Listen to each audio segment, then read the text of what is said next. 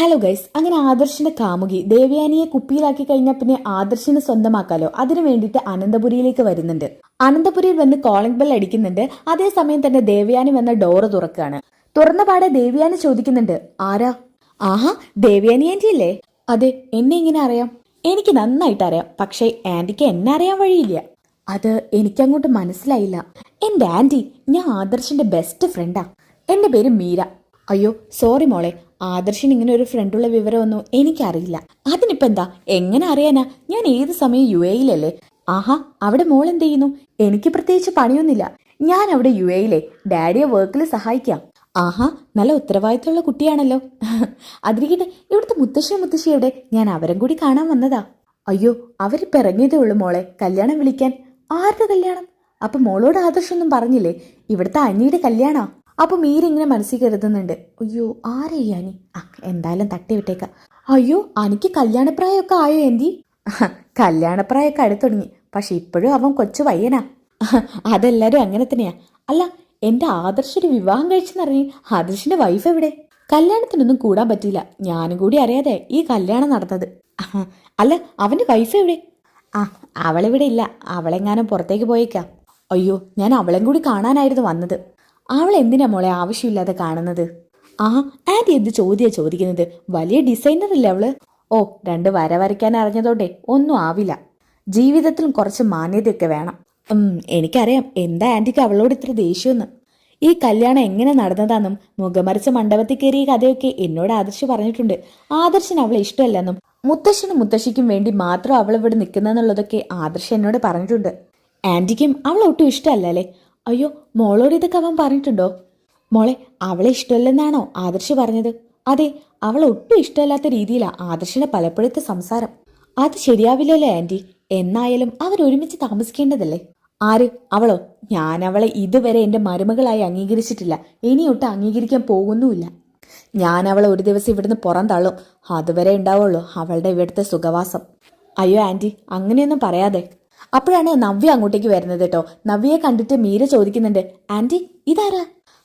മോള് നേരത്തെ ചോദിച്ചില്ലേ, അവളുടെ ചേച്ചിയാ. ആഹാ, നയനയുടെ ചേച്ചിയാണോ?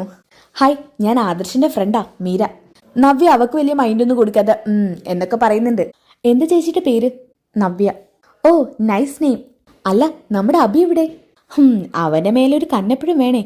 ഏത് പെൺകുട്ടികൾ അവനെ കൊത്തിക്കൊണ്ട് പോവാന്ന് പറയാൻ പറ്റില്ല. ഓ, ഞാൻ ശ്രദ്ധിച്ചോളാം.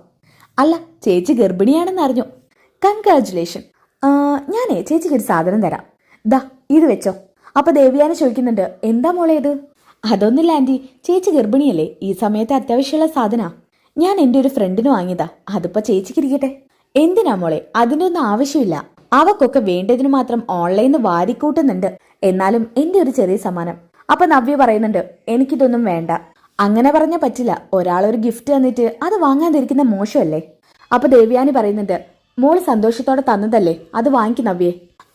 ഞാനേ ആന്റിക്കൊരു ഗിഫ്റ്റ് കൊണ്ടുവന്നിട്ടുണ്ട്. ദാ. അയ്യോ, ഇതെന്താ? ഇതിൻ്റെ ഒന്നും ആവശ്യമില്ലായിരുന്നു മോളെ. ഇതേ നമ്മുടെ UAE-ൽ ഒരു സ്പെഷ്യൽ വാച്ചാ.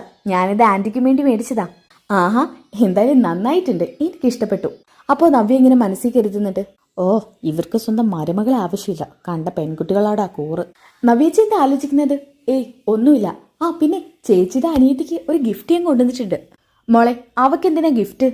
ആഹാ, നല്ലൊരു ഡിസൈനറായിട്ട് എൻ്റെ വക ഒരു ഗിഫ്റ്റ് കൊടുക്കാതെ പോകുന്നത് ശരിയാണോ? അതിനൊന്നും ആവശ്യമില്ല മോളെ. ആ ഗിഫ്റ്റ് മോള് തന്നെ തിരിച്ചു കൊണ്ടുപോക്കോ. അവക്ക് ഗിഫ്റ്റിന്റെ ആവശ്യമൊന്നുമില്ല. അതിന് മാത്രം വലിയ ഡിസൈനർ ഒന്നുമല്ല അവള്. എന്തായാലും നയന ഇവിടെ ഇല്ലല്ലോ, ഞാൻ പിന്നെ കൊടുത്തോളാം. അപ്പൊ നവ്യ ചോദിക്കുന്നുണ്ട്, അല്ല, നയന ഇവിടെ ഇല്ലെന്ന് ആര് പറഞ്ഞു? അവള് മുകളിലുണ്ടല്ലോ. അപ്പൊ ദേവേനെ പറയുന്നുണ്ട്, ഓ, അവള് വന്നോ? അതിന് അവൾ എങ്ങോട്ട് പോയിട്ടൊന്നുമില്ലല്ലോ. രാവിലെ എങ്ങോട്ട് പോയിട്ടുണ്ടായിരുന്നു. അവള് വന്നത് ഞാൻ കണ്ടിട്ടില്ല. മോളെ, ഇവിടെ വന്ന സ്ഥിതിക്ക് അവളെ കാണാൻ നിൽക്കണ്ട. അവളെ കാണുന്ന നിർബന്ധമൊന്നും ഇല്ലല്ലോ. മോളെ അകത്തേക്ക് വാ, ഞാൻ ചായ എടുക്കാൻ പറയാം. ശരി ആന്റി. അതും പറഞ്ഞ് മീര അകത്തേക്ക് കയറുന്നുണ്ട്. അപ്പൊ തന്നെ നവ്യ അവള് തന്ന ഗിഫ്റ്റ് താഴെ ഇട്ടിട്ട് ചവിട്ടി കൂട്ടുന്നുണ്ട്. ഓ, അവളുടെ ഒരു ഒടുക്കത്തെ ഗിഫ്റ്റ് എന്നും പറഞ്ഞ് താഴെ ഇട്ട് ചവിട്ടിയിട്ട് ആ ഗിഫ്റ്റ് വലിച്ചെറിയുന്നുണ്ട്. നവ്യക്കാണെങ്കിൽ ഈ മീരയെ കണ്ടപ്പോൾ തന്നെ ഒരു വശപുഷക്ക് തോന്നിയിട്ടുണ്ട്. ഇനി അടുത്ത പാർട്ട് പൊളിയാണ് കേട്ടോ. എവിടെയും അധികം വാ തുറക്കാത്ത നയന ഈ മീരയുടെ മുന്നിൽ നല്ല രീതിയിൽ തന്നെ സംസാരിക്കുന്നുണ്ട്. അന്നേരം ദേവയാനിക്ക് നല്ല തിരിച്ചടിയും മറുപടിയും ഒക്കെ നയന കൊടുക്കുന്നുണ്ട്. ആ സമയം തന്നെ ആദർശ് അങ്ങോട്ട് കയറി വരുന്നുണ്ട്. അപ്പൊ ഭയങ്കര ട്വിസ്റ്റുകളാണ് കേട്ടോ. അപ്പൊ ആ എപ്പിസോഡ് കാണാനായിട്ട് നിങ്ങൾ ഒന്ന് കമന്റ് ചെയ്തേട്ടോ നെക്സ്റ്റ് എപ്പിസോഡിന്. അപ്പൊ അടുത്ത വീഡിയോയിൽ കാണുന്നവരേക്കും ബൈ ഗൈസ്. ചാനൽ സബ്സ്ക്രൈബ് ചെയ്യാനും ലൈക്ക് ചെയ്യാനും മറന്നേക്കരുത്.